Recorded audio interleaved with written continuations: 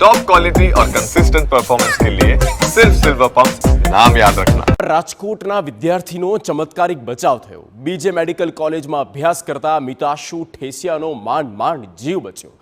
વિદ્યાર્થી હોસ્ટેલમાંથી જમીને બહાર નીકળ્યો અને તરત જ પ્લેન ક્રેશ થઈ ગયું, પરંતુ આગની જ્વાળા વિદ્યાર્થીને અડી જતા તેનો હાથ દાઝી ગયો।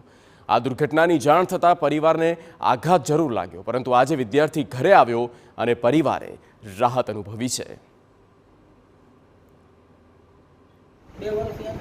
એટલે જ્યારે આ બનાવ બન્યો ત્યારે હું મેસમાંથી જમીને લાઇબ્રેરી તરફ ટુ વ્હીલમાં જઈ રહ્યો હતો, હજી નીકળો જ હતો।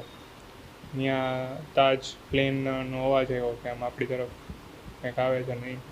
જેવું જોયું તાજ પ્લેન ભટકાઈ ગયું અને બ્લાસ્ટ થઈ ગયું। એ જોતાં જ અમે એની ઊંધી બાજુ ભાગવા માંડ્યા, પણ એની જે જ્વાળાઓ હતી એ અમને શરીરને અડી ગઈ અને પ્લેન ક્રેશ થયો અને 1 મિનિટમાં મને ફોન આવી ગયો હતો કે પપ્પા પ્લેન ક્રેશ થયું છે, અને એ રડતો હતો, બોલી શકતો નહોતો। એટલે મેં એને પૂછ્યું કે કાંઈ પણ તને તકલીફ થઈ જાય તો કે ના પપ્પા મને કાંઈ થયું નથી, પણ પછી નેટવર્કનો પ્રોબ્લેમ હતો થતી નહોતી।